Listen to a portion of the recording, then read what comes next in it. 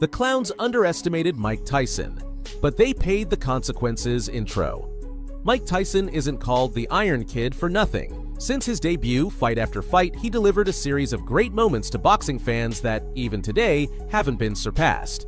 To relive some of those moments, I bring you a compilation of fights where Tyson demonstrated why becoming the youngest heavyweight champion in history was destined for him. Get comfortable, because you're about to dive into a whirlwind of aggression and savagery like never before. Luckily, we'll only be spectators. Mike Tyson versus James Bone Crusher Smith. The year was 1987, and Mike Tyson had just been crowned the youngest heavyweight champion in history by the World Boxing Council. But with such recognition came bigger challenges. One of them took place on March 7th when he stepped into the ring at the Las Vegas Hilton Outdoor Arena to face James Bone Crusher Smith. Being the 7-1 favorite, this fight is fondly remembered by Iron Mike's fans as the first time he was introduced with that nickname. Smith not only had the age advantage, being 13 years older than Mike, but also an 11-inch reach advantage and 6 inches in height. This fight was part of HBO's Heavyweight Unification Tournament, as Smith was also defending his World Boxing Association heavyweight title. Mike entered the ring with an undefeated professional record of 28 victories, 26 of them by knockout. Meanwhile, Bone Crusher came in with a record of 19 wins, 14 by knockout, and 5 losses. The judges for the bout were Dalby Shirley, Jose Juan Guerra, and Lou Tabat. With Mills Lane as the third man in the ring, the fight began. Fight summary. From the first round, Smith's fighting stance was a surprise. Instead of bombarding Tyson as expected, he tried to hold him, which resulted in a point deduction by the second round. Bone Crusher's tactics frustrated Mike, leading to shoves between rounds as Tyson tried to provoke Smith's anger.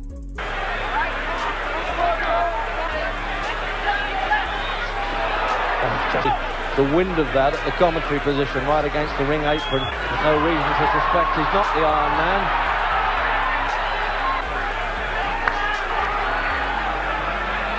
However, the intensity shown in those moments rarely translated into the actual combat. Some sparks flew at the end of the first round when Tyson threw a left hook long after the bell. And the stare from Tyson, and Bone Crusher saying, "What's this all about?" At the start of the second round, Mike opened a cut over Smith's left eye with a headbutt. A minute later, Smith's troubles worsened when Lane penalized him for continuous holding. By the end of this round, the lack of action drew boos from the crowd of nearly 14,000. In the third round, more holding from Smith and frustration from Tyson ensued, who couldn't land a good combination. By this point, post-bell activity seemed to become routine. Bone Crusher began to retreat in the fourth round after Tyson landed a right to the head, but that was the only significant blow of the round. After rounds 5 and 6 proved uneventful, the crowd finally had a moment of excitement in the 7th round when Tyson hit the canvas, though it was just a slip.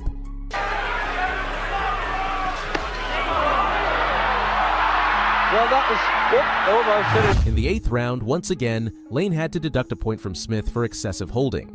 The fight dragged into the final scheduled rounds with Tyson looking for a fight and Smith evading him, causing the boos to continue. To break the monotony, Smith landed a punch in the last round, but did little else. The final bell ended the miserable fight in which both fighters had been forced to participate. And I think Tyson did.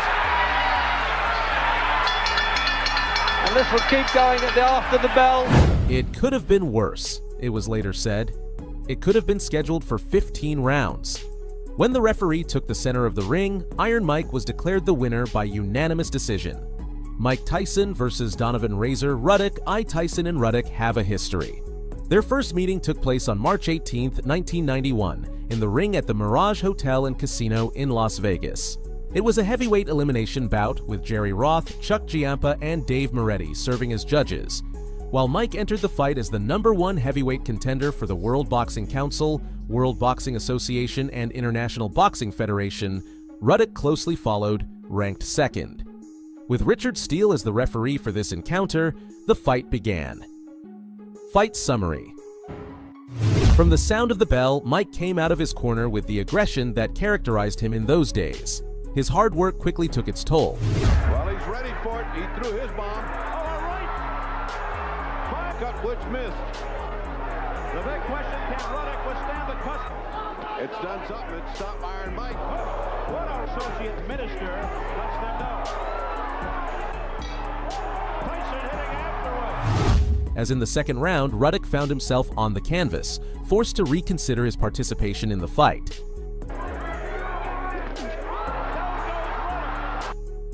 Despite getting up and continuing, in the third round, Ruddock faced another setback, hitting the canvas once again. Good shot. He just doesn't quite get there. There's a left by Ruddock. What a counterpunch. Tyson's violent offense continued through the rounds until the seventh, when a deadly barrage of punches sent the giant Canadian wobbling, marking the end of the fight. Faced with the tragic scene, Steele decided that Ruddock couldn't take another punch. Thus, Iron Mike was declared the winner by technical knockout at 2 minutes and 22 seconds of the 7th round. Sounded like he hit a drum. Again, the crowd groans. Relentless attack by Tyson. Just then, Tyson has Ruddock on the rope. Now the right combination. Steele steps in. Is it up? It's over. And Mike Tyson has defeated Razor. Mike Tyson versus Donovan Razor Ruddock II. A few months later, on June 28, 1991, Ruddock had the chance to redeem himself by fighting Iron Mike once again. The fighters were once again called to the ring at the Mirage Hotel and Casino in Las Vegas. For this heavyweight elimination fight, Dalby Shirley, Chuck Giampa, and Art Lurie served as judges. Tyson remained the #1 heavyweight contender for the World Boxing Council, World Boxing Association, and International Boxing Federation. But now, Ruddock could only boast of being the second-ranked heavyweight contender for the World Boxing Council. With Mills Lane as the referee for this new encounter, the fight began. Fight summary: Tyson came out of his corner with the confidence of having beaten Ruddock before, and quickly reaped the rewards. third man of the ring. He has one of the best lefts in the business. Good counterpunch by Tyson. In what seemed like deja vu, Mike sent Ruddock to the canvas in the second round.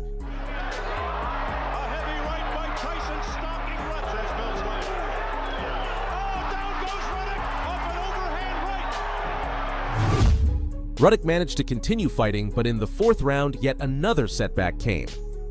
Once again, Tyson's violent offense sent him to the floor.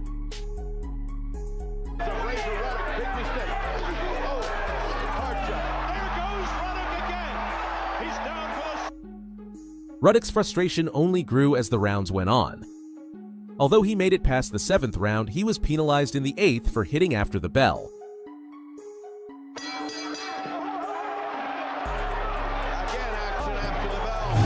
Mike, on the other hand, also seemed frustrated that the fight had gone on so long. In a rash move, his attacks on Ruddock led to some low blows, resulting in point deductions in the 9th and 10th rounds. With both fighters unable to finish each other off, the fight reached its conclusion. Oh, nice counterpunch by Tyson. Another right hand. Hard. Tyson digging to the ribs. Winning what round? When the announcer took the center of the ring, Iron Mike was declared the winner by unanimous decision from the judges. Mike Tyson versus Michael Spinks. 3 years earlier, on June 27, 1988, Mike Tyson stepped into the ring at the Convention Hall in Atlantic City, New Jersey, to face Michael Spinks. This was one of the most iconic matches of the decade, billed as Once and For All. It was a fight between two undefeated fighters, each with a legitimate claim to the World Heavyweight Championship. Additionally, Spinks was defending his The Ring Heavyweight title for the 4th time, while Mike was defending the International Boxing Federation Heavyweight title for the 4th time, the World Boxing Association Heavyweight title for the 6th time, and the World Boxing Council Heavyweight title for the 7th time. Therefore, the winner of the bout would gain exclusive possession of the title. The judges for the fight were Rocky Castellani, Jon Stewart, and Eva Shane. Mike entered the ring with a perfect record of 34 wins, 30 of them by knockout, while Spinks followed closely with 31 wins, 21 of them by knockout. With Frank Cappuccino as the third man in the ring, once and for all, the fight began. Fight summary: 21-year-old Tyson shone in the ring. When the opening bell rang, he charged forward and threw a left hook that caught Spinks high on the head. At that moment, the ring champion wasn't thinking of a peaceful retreat, but rather of grabbing hold of Mike with his arms. In their first clinch, Cappuccino intervened after noticing one of Mike's glove laces resting on Spinks' throat. Moments later, Spinks, who now appeared to be just a challenger, tried to back away but had his head snapped back by a hard left uppercut. Still reeling from that first blow, Spinks was then hit with a short, spinning right hook that landed just below his heart. At that point, the ring saw its champion fall to his knees. It was the first knockdown in Michael Spinks' professional career. Michael Spinks has to keep moving because every shot... uppercut landed. With Cappuccino counting, he got back on his feet by the count of 4. Still, Frank counted to the regulatory 8 and asked if he was fit to continue, staring into his eyes. When the fight resumed, Tyson returned to his aggressive stance. Spinks attempted to defend himself with a right hand, but it was too weak and his movements too slow. Tyson threw a left hook at shoulder level over Spinks' uncertain hand. The clash of these two forces sent Spinks' head forward and down, where Mike caught it with a right hand that arced at waist height and connected squarely with the jaw. Spinks' eyes rolled back and his legs trembled. With his arms stretched out, he collapsed to the canvas. He tried to get up as Cappuccino counted, but he fell onto his right side. By the time Cappuccino reached 10, Spinks' head was resting against the bottom rope. In just 1 minute and 31 seconds, Tyson defeated the, until then, undefeated Michael Spinks by knockout. Mike Tyson versus Trevor Berbick. Another heavyweight champion who failed to successfully defend his title against the young knockout machine, Iron Mike, was Trevor Berbick. To relive this bout, we must go back to November 22, 1986. That night, in the ring at the Hilton Hotel in Las Vegas, Mike Tyson challenged Trevor Berbick in what would be his first defense of the World Boxing Council heavyweight title. The fight was billed as Judgment Day, and the crowd of over 8,800 people knew they were about to witness history. In the worst-case scenario for Mike, his epic undefeated streak would come to an end. With Mills Lane as the third man in the ring, Judgment Day took place. Fight summary. When the bell rang, Iron Mike went into beast mode and charged at Berbick. Although the first round was highly explosive, the real damage to the reigning champion didn't come until the following round. In it, Iron Mike's relentless offense left Berbick stumbling around the ring as if he were caught in a cosmic loop. It all began when Mike knocked Berbick to the canvas with a fearless series of punches that ended with a powerful left hook. Berbick crashed to the mat but quickly got up, signaling to Mills Lane, who was closely watching, that he could continue the fight. Championship of the world.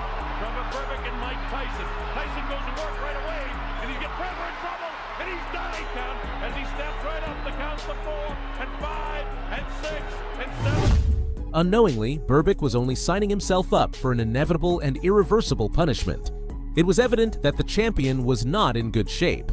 Berbick's inability was exposed as he tried to tie Tyson up in clinches to stop his aggressive drive toward a victory that already seemed promised. Even Berbick's desperation was clear when, in the middle of a break, he threw a punch at his challenger.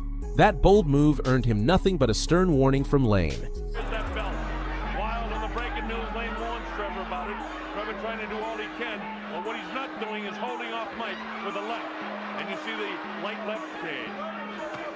Instead he goes to the body downstairs, catches him with the right hand. Ironically, his end came at the close of the round. Suddenly, a deadly left hook from Tyson landed on Berbick's temple, and after a delayed reaction, he collapsed onto the seat of his trunks. Berbick was not willing to lose his crown so easily, so he truly fought to get back on his feet. However, all he did was stumble toward the ropes near his corner, where he collapsed helplessly.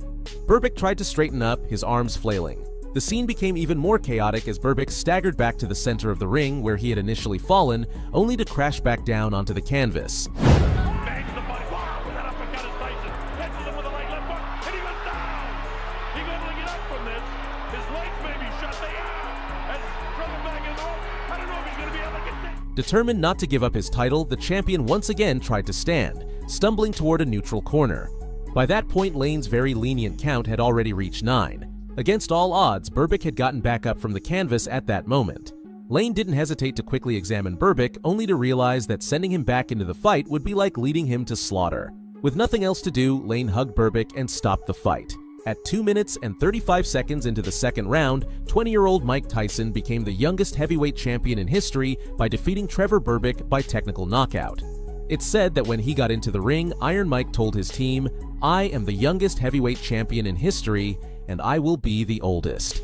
Do you believe in the idea that if you manifest something, it comes true? Mike Tyson versus Larry Holmes. And before I let you go, I have one more shocking fight to share. Once Mike became the youngest heavyweight champion in history, he had to prove he was worthy of the title's pride and defend it against the long list of challengers eager to take a shot at the great Iron Mike. On January 22, 1988, the unlucky challenger who stepped into the ring at the Atlantic City Convention Center in New Jersey was Larry Holmes. Tyson, at 21 years old, was 17 years younger than the 38-year-old Holmes, who had been out of the ring for 21 months. This fight would determine whether experience outweighed the wild spirit of youth. Mike had to defend his International Boxing Federation heavyweight title for the second time, his World Boxing Association heavyweight title for the fourth time, and his World Boxing Council heavyweight title for the fifth time. With the legendary Joe Cortez as the third man in the ring, the fight began. Fight summary: Tyson, already the undisputed champion, was the aggressor throughout the first round. As soon as the bell rang, he came out of his corner with a clear offensive plan, determined to make Holmes regret even thinking about taking his belts. By the second round, Mike had gained enough confidence to allow Holmes to breathe and throw some punches of his own, though Holmes never posed a real threat. Questions if in fact Larry can nail Tyson, how long can his legs stay strong? There's a lot of pressure on him. The third round was total domination by Tyson, who proved that the vitality of youth's wild spirit was stronger than years of experience. However, it wasn't until the fourth round that Mike cornered Holmes and stopped him once and for all. With a powerful right hand, Tyson put Holmes in serious trouble. The right landed squarely on Holmes' chin, sending him crashing to the seat of his trunks, right in Tyson's corner. Continue that round after round. Oh, a big right hand, and down goes. Cortez counted to 4 before Holmes got to his feet, grabbing the ropes. Cortez counted to the full 8 and watched Holmes shake his head as if trying to clear his thoughts. When the fight resumed, the wounded veteran let go of the ropes to face Mike, who was already moving toward him. Tyson threw punches left and right, trying to land the final blow. Suddenly, another strong right hand from Mike sent the fading veteran crashing against the ropes and back down to the mat. This time, Cortez counted to 5 before Holmes got up. When the fight resumed, Tyson seemed determined to finish him off once and for all. The young knockout machine threw punch after punch, repeatedly snapping Holmes' head back while ringside assistants were screaming for the fight to end. Cortez allowed the fighters to continue as Holmes tried to escape, with Tyson chasing him. Inevitably, another strong right hand from Mike knocked Holmes down, and as soon as his almost lifeless body hit the canvas, Cortez waved the fight over. At 2 minutes and 55 seconds into the fourth round, Tyson defeated Larry Holmes by technical knockout. Be hanging on! Now with the right hand, the left hand! He's gonna hang on! Or they'll stop the fight! Down he goes! After the defeat, Holmes didn't fight for over 3 years. However, he returned in 1991 and remained active until 2002. Closing. If you've made it this far, thank you. Remember, the best way to support my content is by leaving a like on the video. Which of these incredible Tyson victories was your favorite? What other fight do you think I should revisit in a part 2 of this video? I'll see you in the comments. Iron Mike, throughout his professional boxing career, proved to be a true knockout machine, but there was no deadlier moment than when he was freshly primed. In today's video, we'll relive some of Mike's matches where he left his opponents in agony and their trainers begging for mercy. You won't believe the last one. Stay until the end to test how strong your stomach is while witnessing tragic scenes of regulated torture within the rules of the ring, where the strongest prevails. Prevails. Tons, the cunt Mike Tyson versus Pinklon Thomas. We begin this journey of pain and despair for Tyson's opponents with a stop on May 30th, 1987. By that time, Mike had already made history as the youngest heavyweight champion ever. He was defending the WBC heavyweight title for the second time, and for the first time, the WBA heavyweight title. For this new challenge in his career, the contender was none other than Pinklon Thomas. In the ring at the Las Vegas Hilton Outdoor Arena, Thomas felt he had a good chance of dethroning the newly crowned monarch, but reality couldn't have been further from his perspective. With Carlos Padilla as the third man in the ring for a scheduled 12-round match, the bout began. Pros. Tal fight summary. From the very first round, Tyson displayed his ferocious nature. His ruthless offense nearly disabled Thomas early on, though it wasn't enough to secure victory.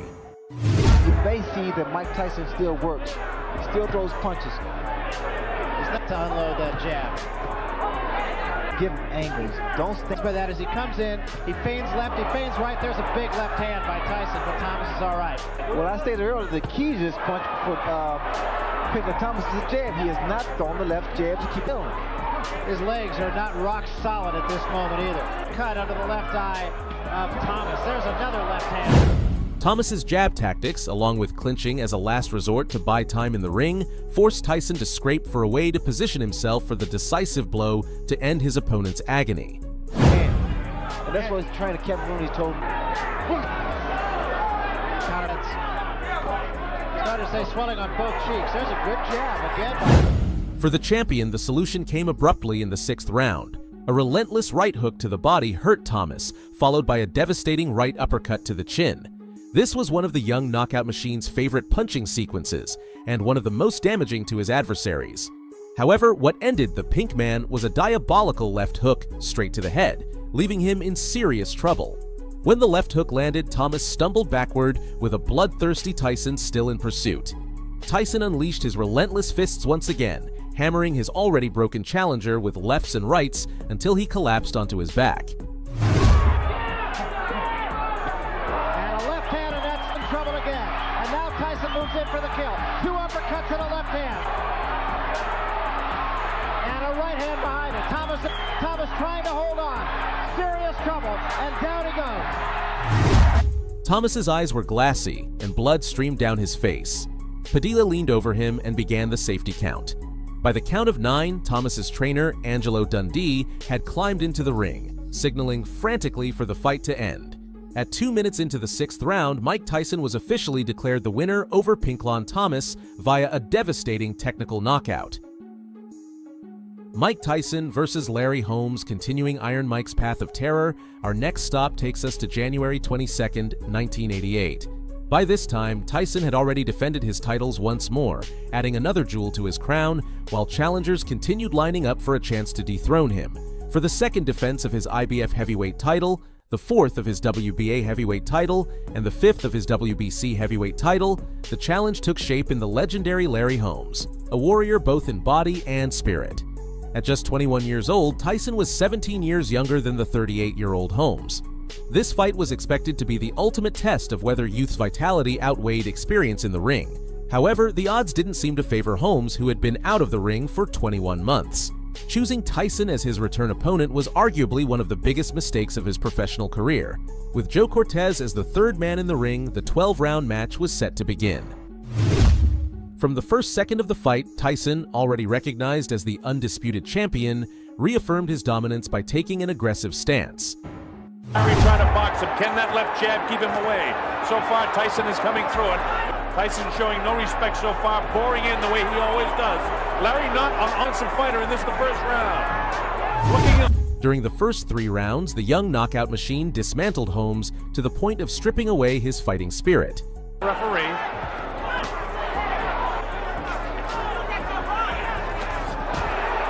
One of the big questions, if in fact Larry can nail Tyson. However, it wasn't until the 4th round that Tyson's fearsome fists delivered the coup de grace. A powerful right hand put Holmes in serious trouble. The hellish punch landed squarely on his chin, sending him crashing into Tyson's corner.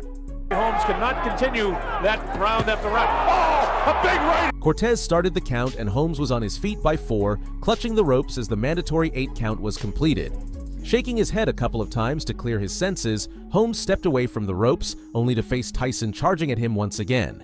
Euphoric, Tyson unleashed lefts and rights, relentlessly searching for an opening to seal Holmes' fate.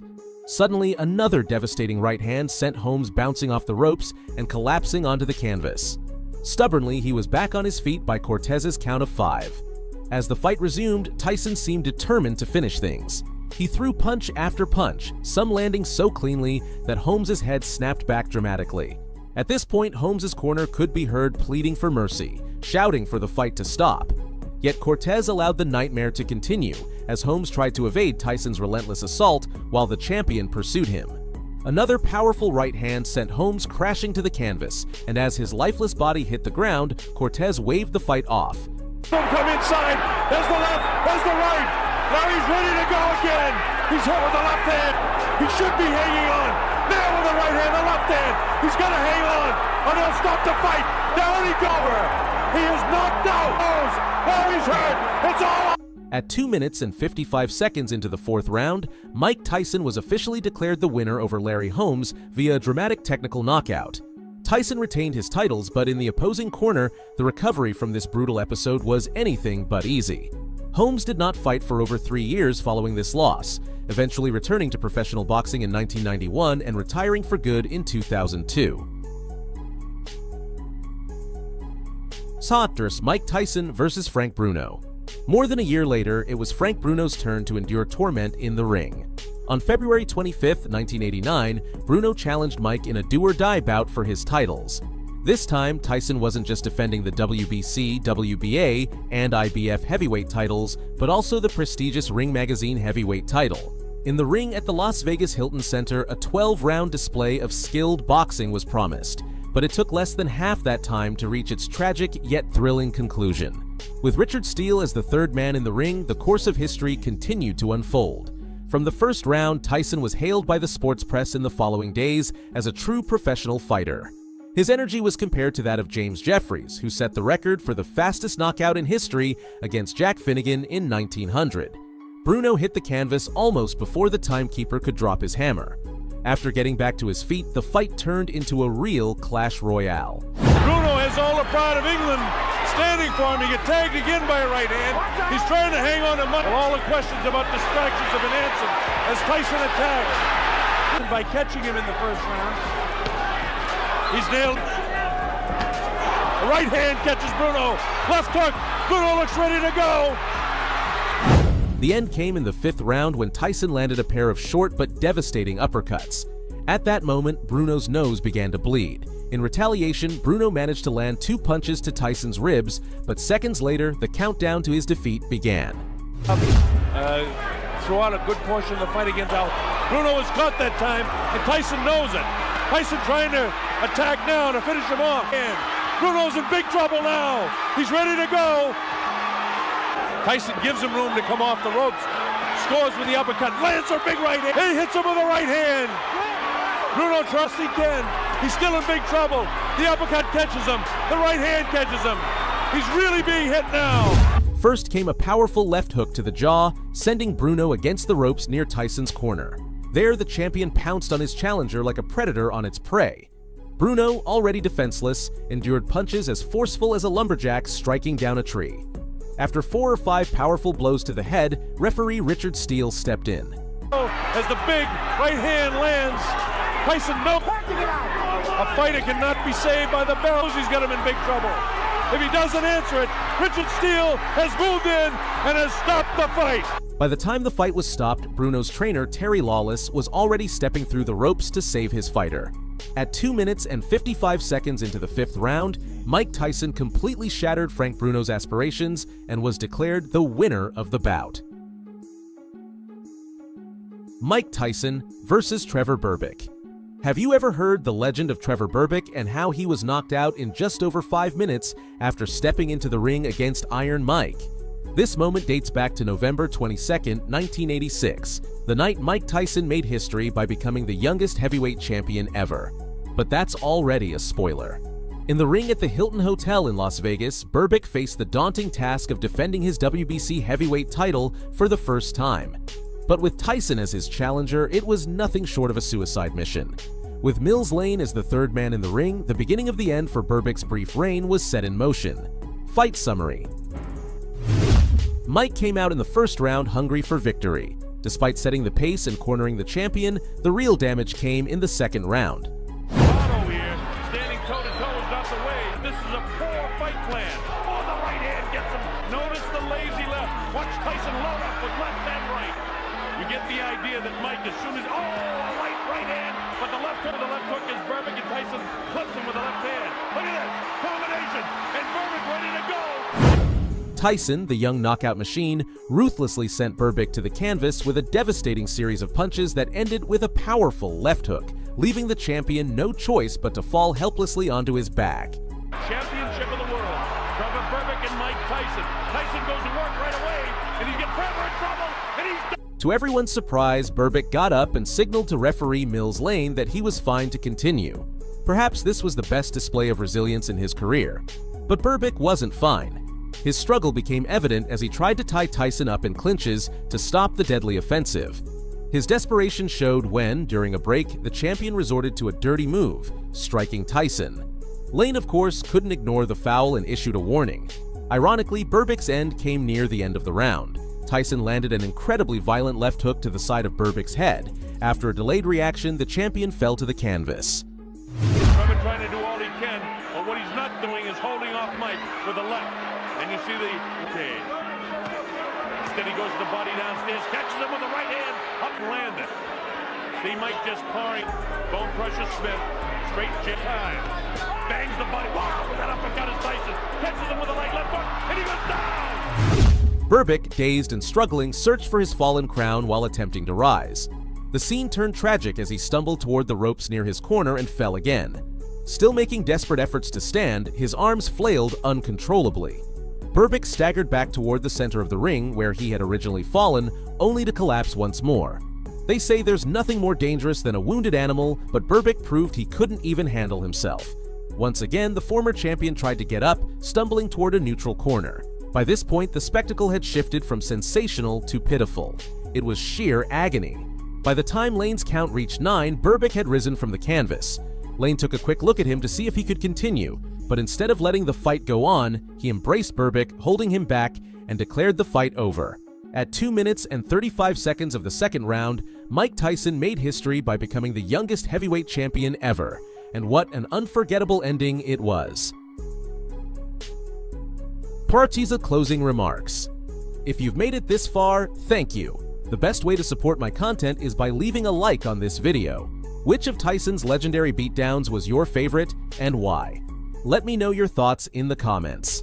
Mike Tyson is one of the few ring warriors who doesn't need to get his hands dirty to win a battle. However, Mike's behavioral record has occasionally been tainted by reckless decisions made in moments when adrenaline clouds reason. Welcome! In today's video, we'll relive the controversial fight between Mike Tyson and Francois Botha, the night when a couple of bones were seconds away from breaking. It was 1999, and it seemed Tyson was ready to leave the scandals of the old millennium behind for this fight. Tyson had recently fought a second controversial match against Evander Holyfield, and you may wonder how this jump in time was possible. You see, starting in June of 1997, Mike was suspended for a whole year and was out for a year and a half before facing Botha. For this fight, Tyson was trained by Tommy Brooks. Brooks was known and respected for his roster of fighters, which included none other than Evander Holyfield, aside from being the 1975 National Middleweight Champion of the Amateur Athletic Union, so greatness was expected from his part. And on January 16, 1999, in the ring at the MGM Grand in Las Vegas, Nevada, Mike had to prove he was up to the task. The fight, it was scheduled for 10 rounds. Botha entered as the number 2 heavyweight contender by the International Boxing Federation. The White Buffalo held an impressive record of 39 wins, 24 of them knockouts, with only 1 loss. Undoubtedly, a record worthy of facing a fighter like Mike, who, at the time of the fight, already held 45 wins, 39 by knockout, and only 3 losses. Would the White Buffalo be fiercer than Iron Mike, condemning him to a 4th setback in his career? That was the question that hung in the air when the fight was announced. The judges were Dalby Shirley, Bill Graham, and Dave Moretti. These personalities had the tough task of declaring a winner based on their analyses and perspectives if neither fighter's power could claim victory before the end of the scheduled rounds. Luckily, Iron Mike's beastly fury was at its peak after being caged for a year and a half. With the legendary Richard Steele as the third man in the ring, this epic fight took place. Round 1. Botha's right broke the ice, to which Tyson quickly responded with his left. The White Buffalo continued testing Mike's defense with powerful combinations to the body that seemed to fail to break through. He hadn't started as fast as everybody, quietly waiting for his opening. There's 1, 2. Eventually, Tyson's powerful left began to cause damage. Less than a minute into the fight, the clash of power between the fighters led to controversial clinches. Smith dancing.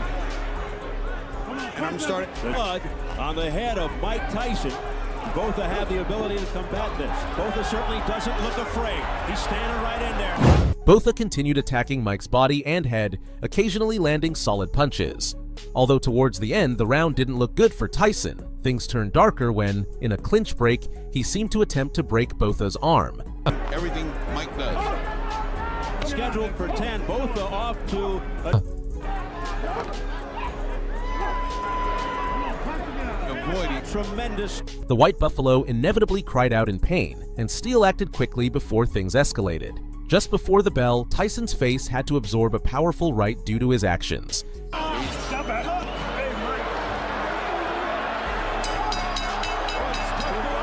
Even after the round ended, Steele seemed unable to break the clinch. Therefore, ring security had to step in and break the scene. Mike was taken to his corner by his team, while Botha was quickly attended by his own. After the intense moment, it seemed the White Buffalo had been quickly weakened. Round 2. Both fighters came out for the second round, and Mike's left quickly pushed Botha against the ropes. The intensity of Mike's offense had doubled, and it seemed like a clean fight until, less than 20 seconds into the round, another controversial clinch took place. Once again, Tyson seemed to attempt to twist Botha's arm, this time his left. Steele, outraged, handled the situation better.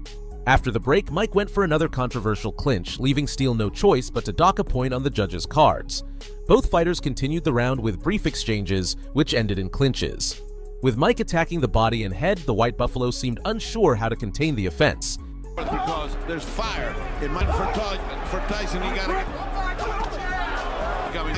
Toward the end of the round, Botha was really trying to keep a safe distance, while Tyson's eyes blazed.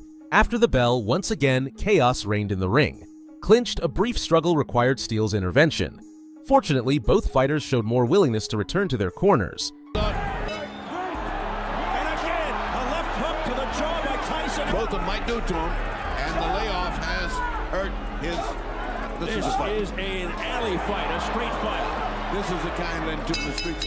However, in slow-motion replay, it was clear Tyson was going for Botha's head, using his elbow. Round 3. At the start of the third round, Mike jumped on Botha, forcing him to retreat to the ropes. The White Buffalo, who was now keeping a greater distance, counterattacked occasionally. However, the clinches quickly reappeared. After a few dozen seconds into the clash, it was clear Botha was exhausted. In contrast, it seemed Iron Mike's battery was still fully charged. Dirty or clean, depending on perspective, it was clear Tyson was the clear aggressor in the fight. Under a minute, Ribbon. Mike Tyson. Tyson looks fatigued already, exhausted. Let him go, Mike. Let him go. Both fighters. What takes toll is the emotion of getting into a fight rather than a boxing match. You can box all night long, when you get a... Let him go, Mike. Let him go. Remaining, round 3. After the bell, the fighters finally returned to their corners without overstepping boundaries. Round 4. The round had barely begun when Botha kept his distance while Tyson followed closely, threatening to go on the offensive. It seemed the White Buffalo was being lured, and to keep his opponent from getting close, he extended his left arm. Inevitably, his body had to absorb some of Mike's powerful combinations. Crowd reacts and loves it. Following Brooks's instructions. Mike is not jabbing 30. That's the key to this fight. The key to the fight is he better listen. Botha tried to counterattack, but he was too exhausted to perform well. It was then that Tyson's left hooks began to have more impact. And it, I'll tell you what, I don't like fighters that it's a non-combative posture. If it's long, it will be a guy is just walking around, kind of looking at him, making fun. Lean long. Round 5. Once again, Tyson pushed Botha against the ropes at the start of the 5th round. The White Buffalo's attacks seemed to shine for an instant, but it was only the last breath of an animal already near its end. Despite absorbing blows to his head, Mike didn't seem to lose focus. When Tyson began to attack seriously, it was Botha who opted to clinch. Between keeping his distance and clinching Tyson, the White Buffalo seemed to be buying time to survive another round. His plan seemed to be working. Despite being severely battered by Mike, only 15 seconds remained, and he could return to his corner to recover. But suddenly, out of nowhere, a bloody right hook, straight to the face, extinguished any spark of Botha's victory. The White Buffalo had been neutralized, like an animal put to sleep.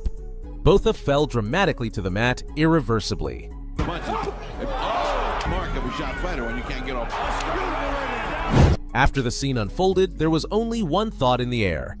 It only took one punch, and he might not get up. Steele began the safety count as Botha's pride forced him to make inhuman efforts to get up. He stood up at the count of 9, but he had no stability. Even before Steele waved his arms, signaling the end of the fight, the White Buffalo began to stumble backward as if he had turned into a crab. The animal was dying, and fortunately, he was caught by the ropes before needing Steele's or Iron Mike's assistance. The author of this reaction. After attention shifted from the dying white buffalo, everyone at the MGM Grand could realize what this truly meant. It only took one right hand. The legend Iron Mike was back. At the doorstep of a new millennium, Mike Tyson seemed to have much more to offer the sport. Now, at 32, the youngest heavyweight champion in the world wasn't ready to retire yet. If you've made it this far, thank you. Remember, there's no better way to support my content than by leaving a like on the video. Do you think Mike's victory was cleanly executed?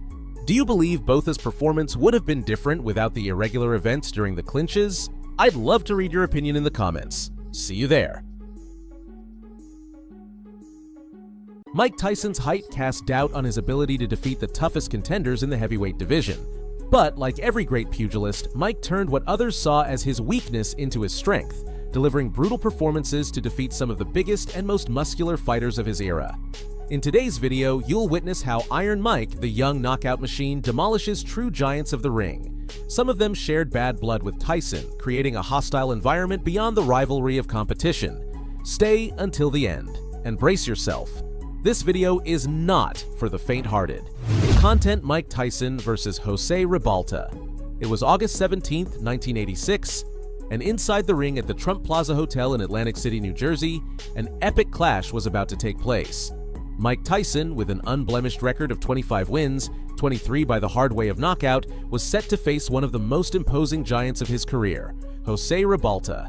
Tyson entered the fight ranked as the #1 heavyweight contender by the World Boxing Association and #2 by the World Boxing Council. With Rudy Battle as the third man in the ring, this death match began.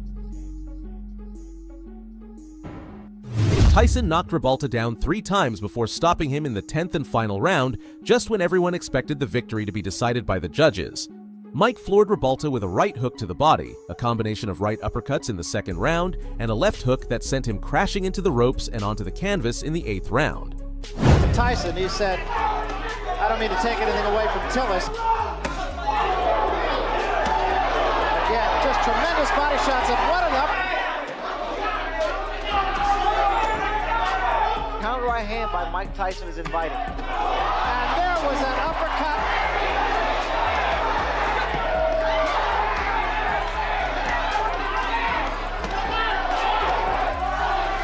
It's about to go. There's a big right hand and Ribalta's. There is no spring. And there's a smashing left hand. But it wasn't until the final round that Iron Mike decided to unleash his heavy artillery. At the start of the 10th round, Tyson knocked Ribalta down with an abominable left hook. Oh, what a shot! And Ribalta's down. After Ribalta got up at the count of 4, Mike unleashed a barrage of clean hooks straight to his head, forcing Rudy Battle to stop the fight. That's a fighter. At 1 minute and 37 seconds of the 10th round, Iron Mike was declared the winner by technical knockout.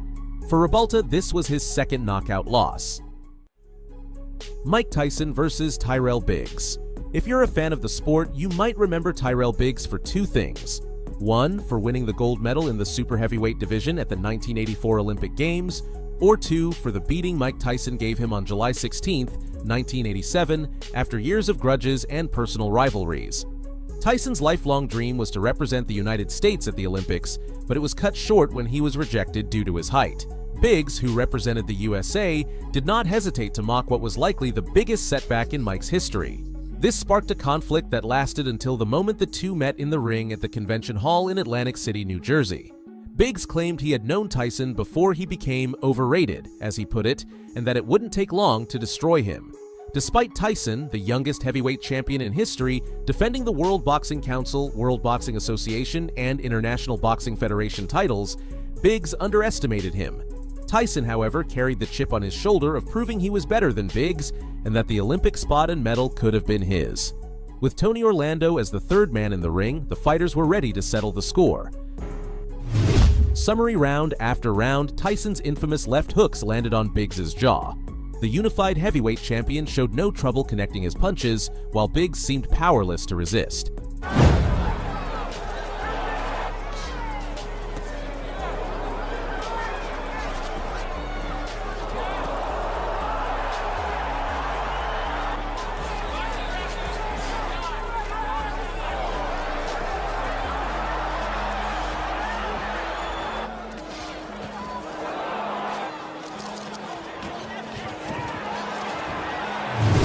Biggs' decline was painful to watch over 6 rounds, as the young Olympic hopeful he once mocked had become his executioner.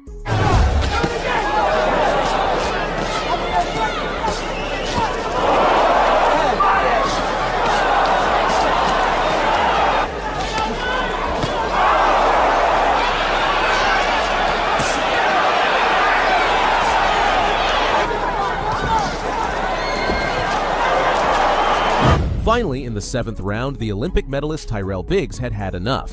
One of Tyson's signature left hooks marked Biggs' exit, sending him flying directly into his corner, landing motionless on the canvas with his legs eerily in the air.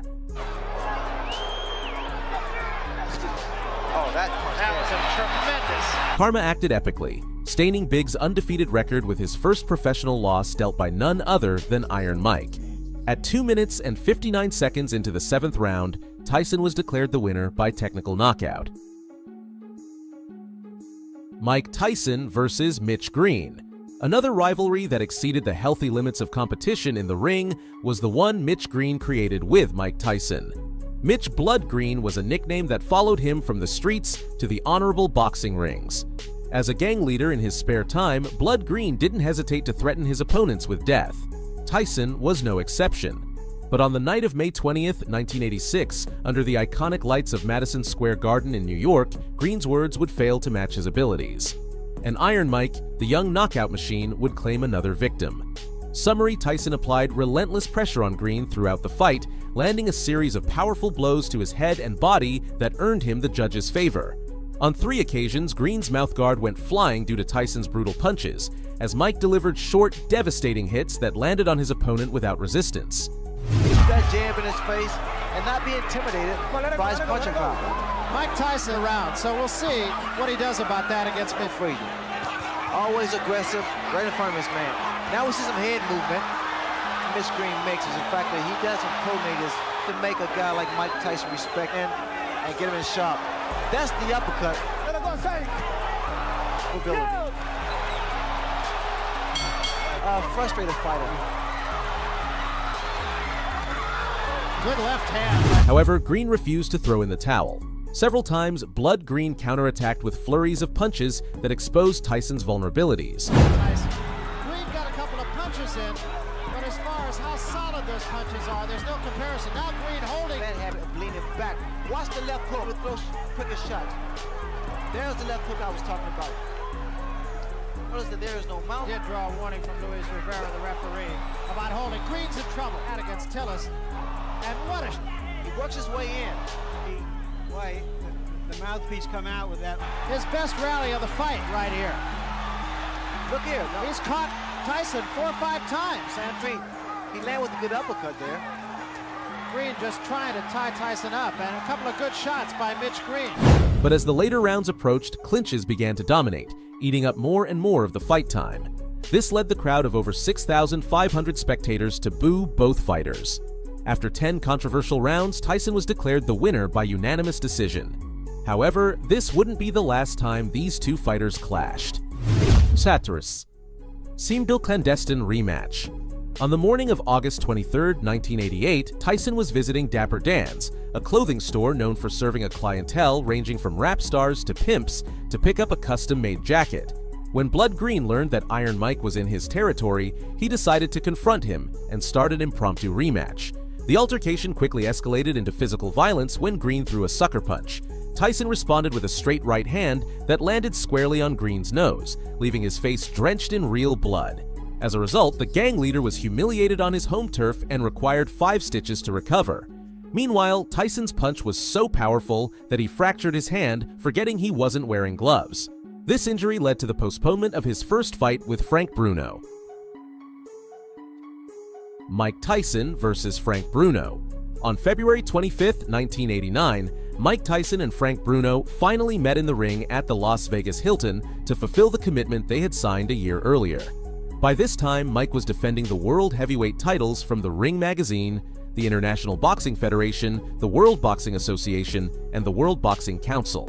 The anticipation generated by the delay in the initial fight added a new level of excitement, and fans expected 12 hard rounds of great boxing. However, the power behind Iron Mike's punches led to an early conclusion. With the memorable Richard Steele as the third man in the ring, the fighters jumped into action. From the start of the bout, Mike focused his fury on trying to secure a quick knockout. In those early seconds of the first round, Tyson had a good chance to break the record for the fastest knockout in history, previously set by James Jeffries against Jack Finnegan in 1900. Bruno showing that he's not afraid. Hey, he's already tagged with the right hand. And there goes Bruno for the first time. Unfortunately for Tyson, Bruno managed to rise from the canvas and continued the fight. From this point, Tyson's sadism was something that cannot be described. Standing for him, he get tagged again by a right hand. He's trying to hang on to Mike and hit on hanging on and hitting Mike Tyson wobbly already. Right hand misses Frank Bruno. Bruno has come to try and mix it up. He's hanging on. Points will mean anything by the time this fight's over. And Frank Bruno is... Finally, at 2 minutes and 55 seconds into the 5th round, Mike Tyson claimed a resounding victory over Frank Bruno by technical knockout. Big trouble. The uppercut catches him. The right hand catches him and lands. Tyson knows he's got him in big trouble. The barrel has the big right hand. If he doesn't answer it, Richard Steele. This sparked Bruno's desire to face Tyson again in the ring for a chance at revenge. If you've made it this far, I thank you. Remember, the best way to support my content is by leaving a like on the video. Do you know the result of the second encounter between Tyson and Bruno? Share your knowledge with the community in the comments.